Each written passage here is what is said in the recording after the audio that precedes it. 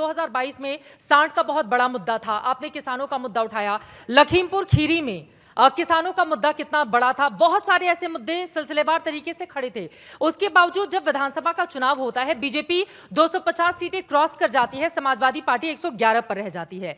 ये मुद्दे लोगों के बीच उस तरह से असर क्यों नहीं करते जो आप लोग बताते हैं? जो बात आप कह रहे हैं, इलेक्शन कमीशन, मैंने अपनी पब्लिक मीटिंग में कहा अपने वर्कर्स के बीच में कि इलेक्शन कमीशन से जो हम लोगों ने शिकायतें की थी, चुनाव आयोग से जो शिकायतें की, एक भी शिकायत का निराकरण नहीं हुआ, नंबर 1।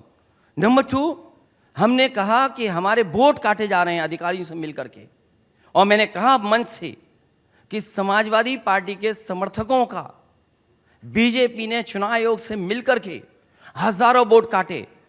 इलेक्शन कमीशन ने मुझे नोटिस दिया। मैंने 18,000 वोट, जिन लोगों ने 19 में वोट डाले थे और 22 में उनका डिलीटेड हो गया नाम, मैंने इलेक्शन कमीशन को विद एफिडेविट सूची दी। इलेक्शन कमीशन ने अगर एक भी अधिकारी के खिलाफ कार्रवाई की हो तो मुझे बताइए आप। ये चुनाव बेईमानी और चोरी से जीते हैं। 22 का चुनाव कोई ईमानदारी से चुनाव नहीं जीते हैं। आज भी झूठे मुकदमे अगर किसी पे लग रहे हैं तो हम लोगों से लगा रहे हैं। 18,000 मैंने इलेक्शन कमीशन को दिया है, कॉपी मिला करके, एफिडेविट लगा करके। 18,000 वो बोर्ड जो 19 में डाला था वोट, 22 में डिलीटेड हुआ। मुझे बताइए आप, हम किससे न्याय की उम्मीद करें? आप अधिकारियों के खिलाफ एक डीएम की कार्रवाई कर दें, आप देखना उत्तर प्रदेश का पूरा फेयर इलेक्शन होगा। एक आरओ के खिलाफ कार्रवाई क्यों नहीं करता इलेक्शन कमीशन? टर्मिनेट कर दे। वही विरोधी दल जब राजस्थान, छत्तीसगढ़, कर्नाटका, हिमाचल प्रदेश, इन तमाम राज्यों में जीतते हैं तो वही ईवीएम बहुत अच्छा होता है। कहीं पर अगर विरोधी दल हार जाएं तो फिर ईवीएम में बीमारी हो गई है, बीजेपी ने करवा दी है। आप नकल मत करिए। अभी कोई एक ईवीएम की आवाज वहां से आ रही थी, आपने सुन ली? ईवीएम बोले, मैंने ईवीएम का नहीं कहा। मैंने कहा कि 18,000 वोट, हाँ, ये केवल 1-1.5 महीने में मैंने एक्सरसाइज किए पार्टी से। ये इलेक्शन कमीशन की जिम्मेदारी है कि किसी का वोट डिलीटेड ना हो। इलेक्शन कमीशन की जिम्मेदारी है कि ज़्यादा से ज़्यादा लोग वोट डालने आए। तो आप वोट क्यों नहीं डलवा रहे हैं? अगर कहीं शिकायत किसी पॉलिटिकल पार्टी ने की है तो उन अधिकारियों के खिलाफ कार्रवाई क्यों नहीं कर रहे हो? और क्यों चिन्हित किया आपने मुस्लिम और यादव का ही वोट कटेगा? आपने किसी और का वोट क्यों नहीं काटा? क्यों आपने यादव और मुस्लिम का वोट काटा? ये सवाल है। ठीक है, अगर ये कह रही है वोट कटा है तो इन्हें इलेक्शन कमीशन को लिख करके शिकायत देनी चाहिए। ठीक है, थोड़ा और इस दायरे को आगे बढ़ाते हुए, चूंकि विपक्ष इंडिया को लेकर बहुत सारे सवाल हैं और कल ही खबर सामने आई है कांग्रेस पार्टी के जो नए नवेले अध्यक्ष यूपी में बनाए गए हैं, अजय राय, उन्होंने बयान दिया है कि अमेठी से राहुल गांधी फिर चुनावी ताल ठोकेंगे और प्रियंका गांधी बनारस से चुनावी मैदान में उतर सकती हैं। कांग्रेस अपनी पूरी ताकत लगा देगी उनको जिताने के लिए। तो आप भी वेलकम करेंगे अगर ये दोनों नेता जाते हैं? केवल 2 सीट जिताने के लिए ताकत लगाएंगे? अरे सब सीटें जिताने के लिए ताकत लगनी है। अजय राय जी ने जो बयान दिया है वो उनका अपना स्टेटमेंट होगा, हाँ, लेकिन जो भी ताकत लगाएं सब सीटों के लिए लगाएं। अमेठी और बनारस से लड़ना चाहिए इन दोनों ही नेताओं को? ये उनका अपना पार्टी का डिसीजन है, हमसे किसी से बातचीत नहीं हुई। आपकी मुलाकात होती रहती है क्या? बातचीत मेरी किसी से बातचीत नहीं हुई। कोई बातचीत नहीं, मेरी कोई मुलाकात। ये कैसा विपक्षी गठबंधन है आप लोगों का? यही तो मित्रता है। ये कौन सी मित्रता है? हम क्यों बताएं हम किससे मिल रहे हैं? ये क्या बात हुई? अब जनता को तो बताना पड़ेगा ना कि आप क्यों मिल रहे हैं। कि हमें दोस्ती किससे करनी हो, कैसे करनी है, ये भी तो कमाल है फिर। लेकिन विरोधी दलों को अगर इस तरह से आप एक साथ हैं तो आपको ये जानना मैं क्यों बताऊं मेरी क्या बात हो रही है? अरे जनता को बताना है। जनता के सामने सब प्रत्याशी आ जाएंगे, पूरा अलायंस आ जाएगा, फिर क्या छिपा जनता से? अमेठी से अगर लड़ते हैं राहुल गांधी, वैसे भी रायबरेली और अमेठी दोनों ही सीटों पर समाजवादी पार्टी पिछले 3 लोकसभा चुनाव में अपने कैंडिडेट नहीं उतारती है, वैसे भी आप लोग समर्थन देते रहते हैं। समाजवादी पार्टी पिछले नेताजी और हम लोगों ने ये पॉलिटिकल शिष्टाचार रखा है कि कुछ सीटों पे हम लोग प्रत्याशी नहीं उतारते। उसके बावजूद अमेठी हार जाते हैं राहुल गांधी। मैं उस बात को आगे नहीं बढ़ाना चाहता हूँ, और इसीलिए मैंने नारा दिया है कि ये अलायंस पीडीए से मिलकर के 80 की 80 सीटें हराएगा। नीतीश कुमार के फूलपुर से चुनाव लड़ने की बड़ी सारी सुगबुगाहट और खबरें थी, इस बारे में कोई बातचीत हुई है क्या? देखिए, हमारी पार्टी को तोड़ने के लिए बहुत सुगबुगाहट होती रहती है। अभी खबरें चल रही थी कि 2 विधायक हमारे जा रहे हैं, फिर पता नहीं कौन सा चैनल था, वो चला था जैन जी जा रहे हैं। अब ये नया सवाल आपने खड़ा कर दिया। लगातार इस तरह की खबरें हैं, इस वजह से सवाल आपसे पूछा जा रहा है। हालांकि मीटिंग में क्या चर्चा हुई, आप खारिज कर दीजिए। अनपार्लियामेंट्री वर्ड नहीं है, लेकिन है ऐसा कि कुछ गप्पे चलती हैं, इस तरह की बातें चलाई जाती हैं। क्यों चलाई जाती है मुझे खुद नहीं पता। ये बातें सही नहीं है। मैं नहीं समझता हूँ ये बात ठीक है। ठीक है। नीतीश कुमार को लेकर एक और बात, चूंकि उन्होंने बहुत मेहनत की है विपक्ष इंडिया को एक मंच पर लाने की। कभी वो चट महागठबंधन, कभी पट एनडीए, कहां वो चले जाते हैं पिछले कई चुनावों में, ये लोगों के सामने है। अभी अटल बिहारी वाजपेयी जी की समाधि पर जाकर उन्होंने श्रद्धांजलि अर्पित की। ये तस्वीरें देखकर मन में इस तरह की सुगबुगाहट भी होती है, क्योंकि इस तरह का अगर राजनीतिक इतिहास किसी भी नेता, वो बहुत बड़े नेता हैं, बिहार वो जीतते रहे कई सालों से, मुख्यमंत्री हैं, लेकिन राजनीति में वो कई बार इधर उधर चले जाते हैं, तो इसको लेकर डर भी बना रहता है आप लोगों के भीतर। इसमें हम लोगों को बीजेपी से सीखना पड़ेगा। बिल्कुल क्लियरिटी रखनी पड़ेगी हर इश्यू पे हम लोगों को।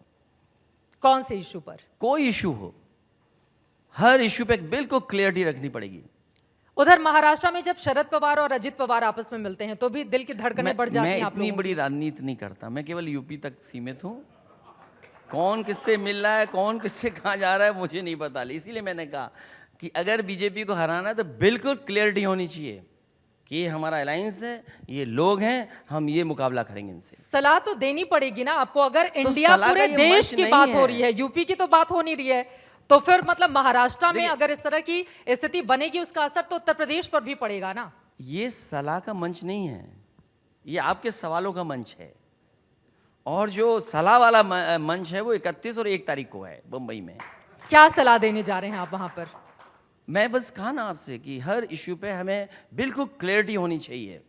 जैसे मैंने क्लियरिटी पूछी, बिल्कुल क्लियर पूछा कि हमें एक बिजली का कारखाना बताओ, वो नहीं बता पा रहे। ठीक है, आराम से सर प्लीज, मैं यहाँ पर बैठी हुई हूँ, ये तरीका ठीक नहीं है।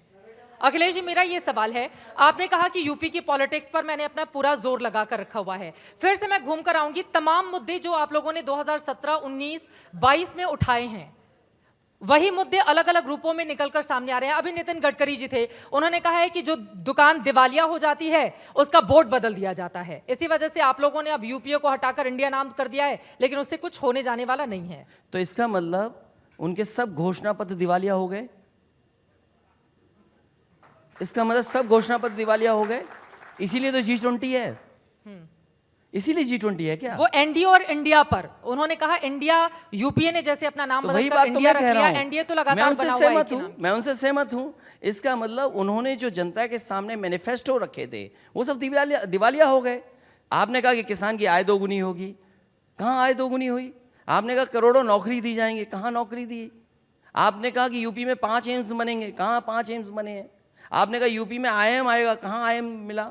आपने कहा कि बच्चों को लैपटॉप दिया जाएगा, कहाँ है लैपटॉप? आपने कहा बिजली सस्ती होगी, कहाँ है बिजली सस्ती? आपने कहा 33 लाख करोड़ के MOU हुए हैं, कहाँ ज़मीन पर पहुँचा है? आपने कहा कि बुंदेलखंड में मिसाइल्स बनेंगी, एयरक्राफ्ट बनेंगे, टैंक बनेंगे। बताइए बुंदेलखंड में किस जिले में मिसाइल बन रही है? तो इसका मतलब आप दिवालिया हो गए, इसलिए आप G20 का प्रचार कर रहे हैं। 2/3 आबादी वाले मुल्कों को G20 रिप्रेजेंट करेगा, तो बिना इतनी बड़ी ताकत होगी, तो इस वजह से वो प्रचार कर रहे हैं। क्या कम से कम G20 के मुद्दे पर सत्ता पक्ष और विपक्ष को एक सुर में बोलने की जरूरत नहीं है? आपने कहा 85%, मैं सहमत हूं 85%। तो इस देश की महिलाएं, इस देश के पिछड़े, इस देश के दलित, क्या ये 85% की आबादी नहीं है? क्या इनके बारे में नहीं बोला जाएगा? तभी तो मैंने कहा एक चैनल ये भी चलना चाहिए PDA तक, तो आपके न जाने कितने व्यूअर बढ़ जाएंगे। सर, अब राजनीति में जातिवाद रहने दीजिए, कम से कम चैनलों तक जातिवाद लेकर मत आइए। मुझे याद आ गया, देखिए आपने बिल्कुल सही सवाल पूछा मुझसे। इसी तरह एक बहुत प्रतिष्ठित अखबार ने मुझसे यही सवाल पूछा था और एक लाइव चैनल पे वो भी हुआ था।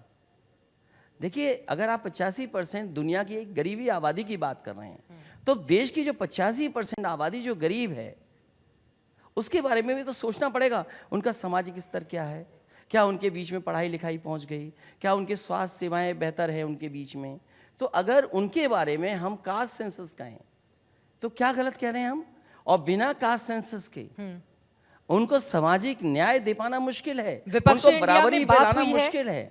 विपक्ष इंडिया में बात हुई है कि आप इसको भी लेकर लोगों के बीच जाएंगे? बिल्कुल हम जा रहे हैं, और ये अभी का मुद्दा नहीं है। जब कांग्रेस सरकार में थी उस समय भी नेताजी, आदरणीय लालू प्रसाद यादव जी, शरद यादव जी या दक्षिण भारत के जितने नेता थे इस बात को कह रहे थे। और जो बात आप कह रहे हैं, बड़े बड़े विद्वानों ने कहा है कि हमारे देश की समस्या पॉलिटिकल नहीं है, हमारे देश की समस्या सामाजिक है, सोशल इश्यूज हैं हमारे समाज की प्रॉब्लम। और मैं जातिवाद का आप पे आरोप नहीं लगा रहा हूं, न जातिवाद की बात करता हूं मैं, लेकिन मैं ये कहना चाहता हूं कि जो बाबा साहब भीमराव अम्बेडकर जी ने संविधान दिया, जो डॉक्टर राम मनोहर लोहिया जी ने सपना देखा, उसका कैसे सपना पूरा होगा? आखिरी व्यक्ति के लिए आप कैसे मुख्य धारा में खड़ा करेंगे? जो लोग आखिरी व्यक्ति को मुख्य धारा में खड़े होने की बात कहें तो उन्हें जातिवादी से कहते हैं। इसलिए मैं वो प्रतिष्ठित अखबार और वो प्रतिष्ठित चैनल के बारे में नहीं कहना चाहता हूं। मैंने उनको वहां जवाब दिया था कि मुड़ करके देखिए, जिस 85% की आप बात कर रहे हैं, आपके अखबार में कितने हैं वो लोग?